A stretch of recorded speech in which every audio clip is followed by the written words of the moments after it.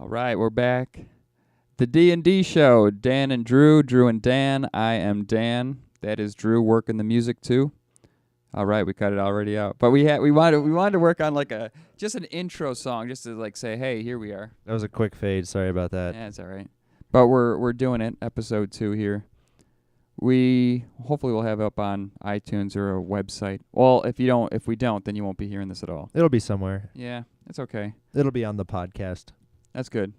Did you watch the Super Bowl? Of course I watched the Super Bowl. I don't know how much of a sports fan that you are. Oh man, I'm a big sports fan.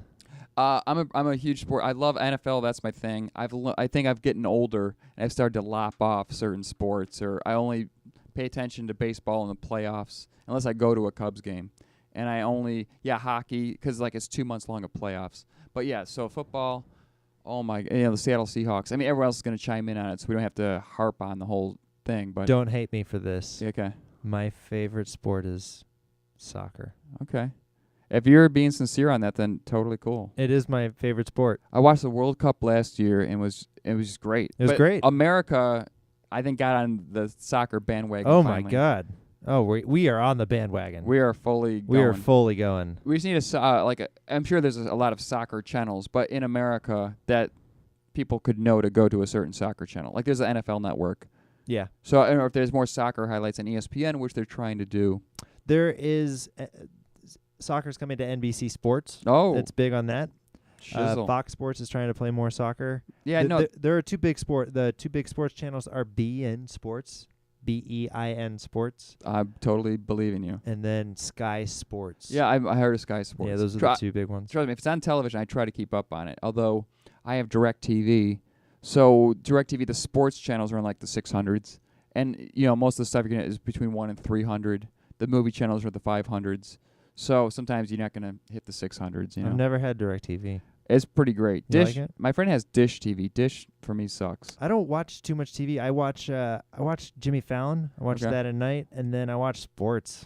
I was gonna try to go sports and just a little bit in here, but if we talked about TV, forget about it. Yeah. I just watch so much. I watch so much TV. I stick to sports and news. Those are the kind of the things that I catch up on. Yeah. I try to do that, or at the Daily Show, and you get some news that way. Mm-hmm. Sports, they have to. The Seahawks have to re-sign Marshawn Lynch, who was from the Buffalo Bills. Oh man, I'm from Buffalo. Just if people don't know, where are you from originally? I don't know.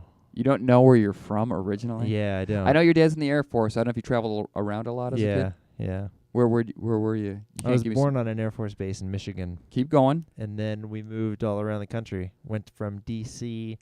to Chicago to Atlanta. I moved to Jacksonville, then to Philadelphia, back to Chicago. See? That's people sort of like to know that, I guess. Yeah. I'm from near Buffalo, New York, for pretty much until, my 30s. And then I came Really? here. Yeah? Yeah. I moved to L.A. for 2 months when I was 20. Me and my best friend, we packed up our 2 cars. We moved to L.A. I could say we failed miserably, but at 20, we saw the entire United States at 20, pretty much. We drove from near Buffalo, near Niagara Falls, all the way to L.A. I had a Chevy Cavalier, and it wouldn't go over 55 miles an hour unless it if it went over 55, it felt like it was going to blow up. So we drove 3,000 miles at 55 miles an hour. Wow. We had CBs because this is a little bit before cell phones and before the internet. So a lot of people say, how come we took 2 cars out there? And we thought we were going to get jobs for the rest of our lives. And, so we need to get to different jobs with our different cars. And we got out there and we got no jobs. No jobs? No. This was 97. 97? Yeah. Which now gives my direct age away. Yeah, no, it's fine. Which I don't care. Yeah, who's listening to this? So it was 97. It was before the internet, really. And we wanted to go out there and get movie jobs. Special superstar job. I swear to God. No, I swear to God. It was so I'd look in the, you look in the classifieds, and in the back would be, hey, there'd be a big block. I'm working the movies, work a movie job. And I thought, yeah, I do. So, I went to one place and they gave me a referral. So the guy's talking to me like, here, go to this place. So the next day I go for this interview and I walk in this office and there's this lady who is, smoking hot And when I say smoke, she's like 45 years old. Mm-hmm. The body's kicking, and her face looks. God bless her, and God bless everybody. But her face is weathered. She's been around. Rode hard, hung up with. Come on, baby. But from the neck down, she's smoking hot. She's got on like a white dress shirt, but it's like tied, like Mariana on Gilligan's Island. Okay. And she got on a mini skirt with a smoking body. And I'm like, whoa, look at this woman. Long brown hair. She looked like the cashier woman in Christmas Vacation, Mary, in the very beginning of Christmas Vacation. And she's like on the diving board naked, beautiful. If you know Mary from Christmas Vacation, gorgeous woman. She looked like that woman, but 45. And she's sitting there interviewing me, and she's like, to work on the set. She goes, Dan, when we're on the set, we're going to be professional. We're not going to laugh. We're not going to snicker at anything. I'm like, what's this lady talking about? And then I look at like the walls, and I see movie posters, and it said like Hot Guns and Hot Bullets Part 5, Fast Women, Fast Cars Part 7. And then it clicked to me, like, oh, I'm at a porn. This is a porn movie studio. And then, a big thing, my friend Kevin back home turned 21 5 months before me, so he gave me his ID. So everywhere, it's almost like a joke. Everywhere I go, I say my name's Kevy or Kevin. So I wrote down all of my friend Kevy's information and then my hotel phone number that I was staying at. And cool, I'll see you later. We're good. I already panicked. Like, I'm not taking this porn job. Went back to the hotel. The next morning, I get a call. And she's like, hey, Kevin, hey, we're ready. You can come work for us on the studio today. And I go, oh, I'm sick. I can't do it today. I hung up the phone, and that was it. They never called me again. Mm-hmm. But I turned down working in porn, just so you know. So okay. I can say that to people. That's interesting. People would say why. Or some people would say why. Some people would be like, good moral choice. My friend always said that. Even my best friend would ask me that. I go, in case I run for senator one day or president one day. Yeah. And then my friend's like, you're never going to run for president or senator or any kind of elected office. And it's true. But I guess if you were going to, do you want to have porn, on your background? On your resume? Yeah. And even if you're in the media or you're here like trying to do comedy in Chicago or the movies, do you want to have porn really attached to you? I'm sure that there are legitimate stars that did porn in the past. Sylvester Stallone. Oh, yeah? Yeah, no, really. I had no idea. Yeah, he did stag films before Rocky. And he's the only one I can think of, I think, that was in porn. But who am I or what's the deal going to be? And look at me now. I'm sitting in this, It could have been like Boogie Nights. It could have been. Who the heck knows what would have happened? Yeah. I don't know. Yeah. Life is crazy. Yes and life and keep saying yes and do things. I turned down porn, and then we just watched TV. Went to TV studios and watched television being shot. Like I saw Everybody Loves Raymond in their first season. Just Shoot Me, we saw taped. And Chris Farley walked on set that day. It was pretty cool. So I could see hey, there's Chris Farley. It was pretty awesome. Yeah. And we saw the Jay Leno show 3 times. Why'd you watch it that many times? We went there. We weren't getting jobs. We were just we made it a vacation at some point. Yeah, you have to. Yeah. And when did you realize you had to come back? Within that. So here's how it went. So when we got there, we got a hotel for like a week, and then we went. There's the Holiday Inn in Burbank, as on Olive Street in Burbank, and we saw like in their phone book or something that they had monthly rates. So we stayed at the Holiday Inn in Burbank on Olive Street for 1 month. And then after that, we were sitting there one day, and we're just like, this ain't going to happen. This is just a vacation, right? Like, we knew we approached it wrong. We came at it wrong. It was before the internet. We didn't have jobs lined up. We didn't have apartments lined up. We went apartment hunting one day. And we went to this one place. Maybe it was a condominium place or something. And we were talking to this lady. We looked at this apartment. We're like, oh, this looks great. Hey, how much? And they were like, I think they said like $4,000 a month. Holy shit. Holy shit. Now. In 19, so we like looked at each other and we're just like, we like sort of laughed, and then we left, and we're like, this is pointless. And we didn't know where to live. We didn't know any of LA. We didn't know anything. We didn't know where to stay. In Chicago, North Side, Ravenswood, North Center, Lincoln Park, Lakeview, Bucktown. Yeah, Wicker Park. Mm-hmm. But in so many boroughs.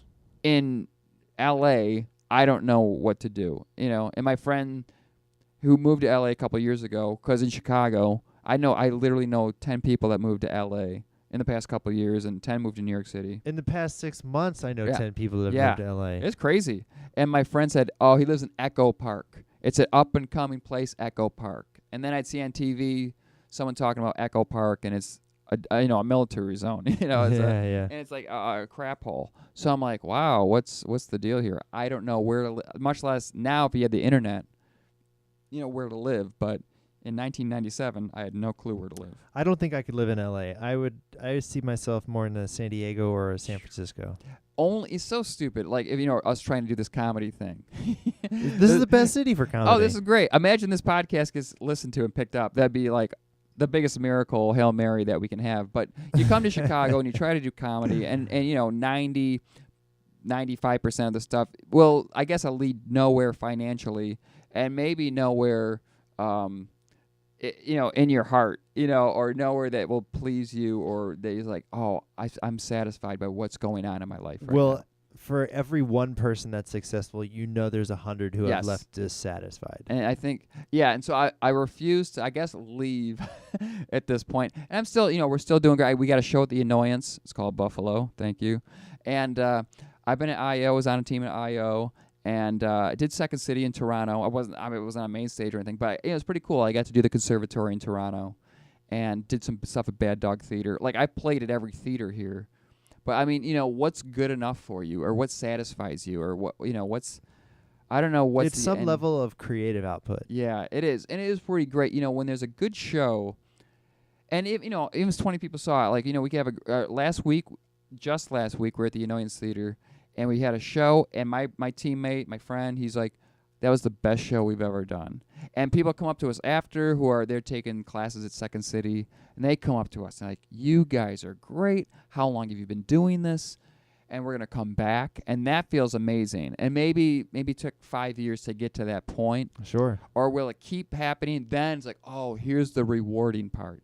But, you know, who wants to go to a city or get into a career or vocation that you want that, you know, pays nothing, you get no recognition, no one's looking at you. Yeah. You know, you want recognition, whether it's monetary, whether it's money, or whether it's like people come up to you and saying, good job. Yeah. If there's some positive reinforcement, it's worth it. And if there's not, I mean, right, you know, how long do you stick it out? But in my progression as an improviser, I was worse at 2 years in than I was when I started. I got worse, and then I got a lot better. I got so in my head that I was like, I got to follow all these rules and do all these things to be funny. Yeah. When I knew that I was funny all along, and I was trying to fit their system. It was really frustrating me to go to the Conservatory at Second City. It really, you know, it really is. And you sound, I guess, you don't want to sound bitter to it, but there's so much truth to it that, you know, you're funny for who you are and why you are, and your friends think you're funny. And that's why everyone says get into comedy, because you're naturally funny. I mean, every single person that you know who is funny is naturally funny without the structure. And then you can learn the who, what, where's at Second City, and you learn the Herald at I.O., and Annoyance lets you do whatever the heck you want. You know, and that's, for me, I always said, you know, I.O. got me in my head just because you had to do the rules of the Herald. And then, you know, you'll see, like, the vets say there's no rules, but you're taught rules. And then later on, I guess you're allowed to drop it. But, you know, at I.O., you're taught the rules, and Annoyance says, let's break the rules. Mm-hmm. And it's frustrating. Yeah, it is frustrating. You know, where are you on the up and down scale? And Susan Messing is a teacher at Annoyance in Second City and I.O., and she has this up, down chart. It's just a constant up, down, up, down. You feel like a total failure one day, and then you do something great, and someone compliments you on a show, and you're like, wow. I'm like, people are looking up to me at a certain point. Susan's a great example of somebody who actually has all of the personalities that fit all of those places. Yes. She's a great chameleon, and she can really set herself to fit each one of those teaching styles. Mm-hmm. But I feel that she most closely associates with the Annoyance style. I think so, too. I mean, like, you know, yeah, we could interview her at some point. But, yeah, I mean, she started with, I.O. and Annoyance, but she was good friends with, you know, Mick Napier, you know, and the Annoyance people. Right, I think she relishes in screw all the rules, get weird, get funky, and that's embrace it, Annoyance, you know? Yeah. And I don't know if that's because of a direct leaving of I.O. at some point. If you were to ask Susan one question, what would it be? Holy cow. I don't even know if I want to say, what do you like? what do you like better? I don't treat her like, she's a person where you can ask her more than one question. I wouldn't ask her a question about comedy. Okay. I would probably ask her like a religious question. You know what I would ask her? And I swear to God, not to cut you out, you can ask your question, but I saw a Facebook post the other day, and just as the most likes I've seen by a normal person, not like a company. She posted a picture of her daughter who just turned 12, I guess, 12, I believe, and there's like 950 likes. There's almost 1,000 likes. And it's just a picture of her daughter, like, my beautiful daughter turned 12, and that's awesome. Yeah. So I think my question to her would be like, how great is it to have a daughter? Or how great is it to be part of this family or to have that? Because every older improviser I've seen, over 30, always talked about, if I could do, and they all bring it up, and I thought of this many times when they say, if they said I had to choose my family over improv, I'd say F off and my family is it. And everybody said I love my family and my children, which is true. And screw the improv. Like, it's so secondary to real life and family. And Susan Messing, so you associate her with all three things. And I'm sure her daughter is light years ahead of anything improv related. Oh, for sure. Yeah. So your religious question to her would be what? I don't know. It would be like, what are your thoughts on religion? Or just something totally left field that probably she never talks about. That's all right. That's pretty good. I don't want to put down your question. I think my daughter. It just popped in my head. Like, the daughter thing. The family thing. I mean, that's a heart thing. Because she'll talk. I mean, she raves about her. If you ever see her, I mean, like a proud mom should. How cute her daughter is. My daughter did it. I mean, it won't like maybe she doesn't even know she does it, but she would over the years. Because I've had her at various points where she'd talk about her daughter doing this or doing that, and it's really nice to hear. It's like a proud mama. And she, her daughter's the main thing, and that's wonderful. And you see this kid. Have you seen the picture? It looks just like a little Susan. It is pretty awesome to see. So to see a lot of, I don't know if we have time check or do we care? Is that a countdown thing? Wow. Oh, okay, there it is. I was like, wait, what's that? I thought it was going up. So, yeah, that's the whole comedy part. That we can jump around. I don't really care. Yeah. Let's talk about. Oh, we talked about the Super Bowl. What was your favorite commercial? A lot of people are ragging on that dead kid. God bless. He's the kid who I rewatched it, and the kids are having all these fantasies and doing all this stuff. Yeah. But I can't because I'm dead. And if you look at it a second time without people tearing it apart, it's not that bad of a thought. Basically, they're saying, be careful. Be careful, kids. Don't let accidents kill you. Be careful, and then the sky's the limit. Yeah. Life is good. There were a lot of wholesome commercials. A lot of father-son, a lot of like family-oriented. I know the Budweiser one was real sentimental. It's the little puppy gets out and the horses come after him. Puppies always get you. My favorite commercial was Angry Neeson 55. It was the Clash of Clans commercial with Liam Neeson. Oh, Liam Neeson. I said Angry Neeson. Angry Neeson 55 was his screen name. Oh, gotcha. Yeah. That commercial was great. Loved it. Loved it. There's a couple good e-insurance ones too, like the Brady Bunch one with Machete. Yeah, Danny Trejo. that was a Snickers commercial. Oh, that was a Snickers commercial. Yeah. Oh yeah. And then Steve Buscemi up at the top of the steps. Yes. That was very funny. They showed a different one where he's like in the mirror combing his hair, and I guess that one didn't air. Oh, really? But it shows e-insurance. Snickers, right? Yeah. Sometimes there's so many commercials that come at you. Who can remember what it is? Like the kid that died. What commercial was that for? It was like, you know the message. Be careful. Yeah. Blah blah blah. Was that an insurance commercial? I think there were a lot of like sponsored messages. I think I don't know. I didn't see an ad. One of the commercials that I really liked, that it was kind of like this Boyhood commercial, was a Nissan commercial. Okay. It's like a minute-long Nissan commercial.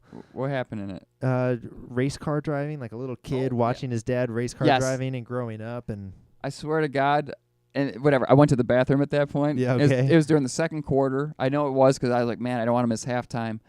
And you're watching the game, like, do I miss the game? Do I miss the commercials? It's not an integral part of the game at this point, and I really have to go to the bathroom. And I'm not going to pause it with all these people in my house. There was like 4 of us. Yeah. So I went to the bathroom, and when I did, I rewatched commercials later. I mean, people showed commercials. They showed that one. I'm like, oh, that's the one I missed. Yeah. So it was not bad. It was not bad. It was definitely an expensive commercial, not just to pay for the spot, but to make that commercial. Like they blew up a car, right? They crashed a car. They crashed a car. Just a very well done shot. These commercials are out of it. What do you think of halftime show? I loved it. Screw people, screw everybody who complains. Mm-hmm. I'm so sick of people complaining. They put on this awesome kick-ass halftime show. Really, it was entertaining. What do you want for 12 minutes? It's a halftime show of a football game. Katy Perry comes out. Very entertaining. She comes out on this walking monster cat lion thing. Yeah. Maybe it was a half puppet, half whatever, and she's buckled into it. She's singing, lip syncing. Who cares? She's lip syncing. Yeah, I think she was really singing.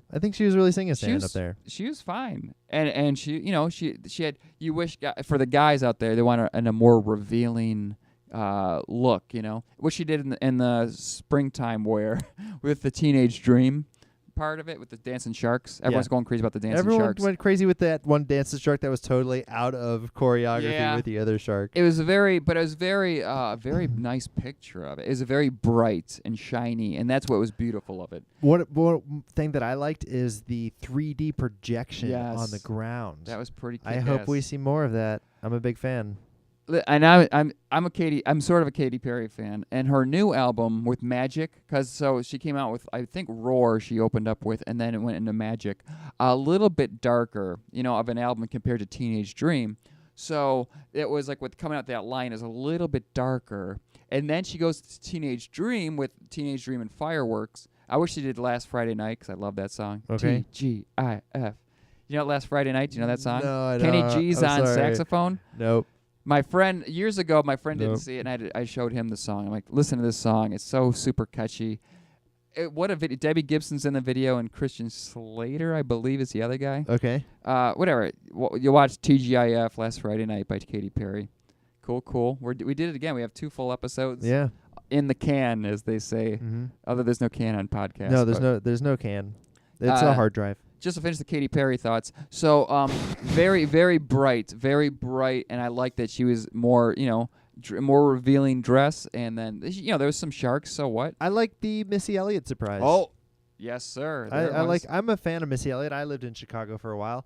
Funny story, I saw Missy Elliott on Peachtree Street. It's Peachtree Street.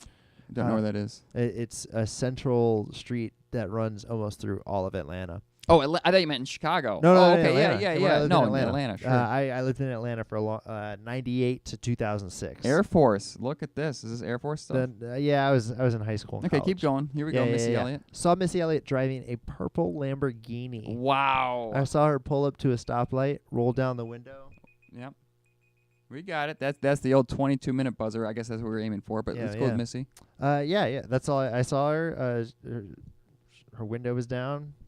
Saw her sitting there. She was listening to her own music. Nice. Yeah, listening to her own music, and then just drove off. I saw an article today, and it said, "Hey, where's Missy been for 10 years? Or like Missy's been out of the eye for 10 years." I didn't know that. Yeah, she's been out for like 5 years. Did not have a clue about that. Yeah, she had some big hits, man. She had gastrointestinal surgery. That's correct, sir. Yeah, so she lost a lot of weight. I'm a fan of Missy, but I can also say that she looked like she put on some weight. But hey, whatever. God bless the girl. God bless her. She's doing awesome. She's an awesome lady. And how in this media time, I was unaware of any Super Bowl halftime, tweets or what was going on beforehand. So I didn't know if Missy Elliott was a total surprise or if they kept that under wraps from everybody. I didn't hear about that. No. Neither did I. And last year, Bruno Mars with Red Hot Chili Peppers. Wow. That was great too. That was. Put your foot, to the gas, to the floor. Yeah, that was really good. What a show that was. And then he did a slow song. But when they went fast song. It was just great. Yeah, Chili Peppers were a surprise, too. And if people complain about it, that was this and that. No, it was all great, all entertaining. What do you want for 12 minutes? Yeah. Every time someone complains, I'm like, shut up. You're an idiot. I do like... What'd you think of the game? What'd you think at the end of the game? The end of the game was ridiculous and crazy. I get what Pete Carroll's saying, that they were going to waste a play, give or take, if they caught the ball or not. Obviously, interception was not an idea, but why not pass to the outside, pass to the sidelines then? I know they were saying Beast Mode was definitely going to win. Definitely. So they're saying, and they wanted to kill more time off the clock. So the pass play was the pass play, but the pass play sort of stops the clock. There was 20 seconds left. So maybe to reset, I think they passed it to end it there because if you ran it 2 or 3 times, you couldn't have run enough plays. So they wanted. I understood what he said after the fact, but you're like, if you're only going to run score one the play, touchdown, it's the Super Bowl. If he said we're only going to run one play, why not let the clock run to wherever you want it, take a timeout instead of throwing a pass? Yeah. It was a terrible play call. And it will go down. Obviously, it will and already has gone down in infamy. It's one of the worst plays of all time in the Super Bowl. Yeah. I'm from Buffalo, so to bring it up, it's wide right. It is Seattle's wide right. Yeah. And it will be called the pick or the pass or whatever. But for me, and I cannot believe next year we're going into the 25th anniversary of Super Bowl 25. And that event has shaped me so greatly in my life. It really has. If you watch, This was Super Bowl 49? This is Super Bowl 49. Oh, man. I kind of didn't even pay attention to which number it was. So the Buffalo Bills have Rex Ryan as the coach. If they get there with Rex Ryan, because he got the Jets there on their first year, if the Buffalo Bills miraculously get to Super Bowl 50, I think it'll be so fitting because it'll be the 25th anniversary of Super Bowl 25. One of the most ingraining moments on anyone in Western New York. Wide right. When you say wide right, it's a state of depression. It's a state of mind. It's when someone says it to you, it's like they stab you a little bit. Isn't Jersey wide right of New York? Is that what they call it? I don't know. Oh, I got I would you. say it's more depressing than New York is. Or I got Buffalo. you. I don't know. I've never been to Buffalo. I've never been to Buffalo. People like Hoboken, so whatever. But we did it. The D&D show, episode 2's in the can. Dan and Drew. I'm Dan. I'm Drew. Hey. Live on the podcast. So whatever that means. But I said live on, instead of saying call letters on WBEN, on WGR. Live on the podcast. But that's the D&D show. I don't know if we're going to have outro music. I really want the next episode to be a time because it is live. It's live to us. It's Okay. also live to the people listening to is it, live. even though it is technically recorded. This is right after the Super Bowl, so obviously, it's February 2015 right now. Is that what you mean? Like people got to know what time it is? No. Oh, then never mind. Yeah. Just time. I don't know if we're going to outro with music or we can just end it and say see you later. Yeah, we can end it and then add music later. Okay, well, we're going to do that. So, God bless. Thank you. If you made it through 2 episodes, I'm going to give you a gold star. 2 gold stars. And hopefully more to come. God bless. It's easy. The D&D show on the podcast. Back. The D&D show. Dan and Drew. Drew and Dan. I am Dan. That is Drew.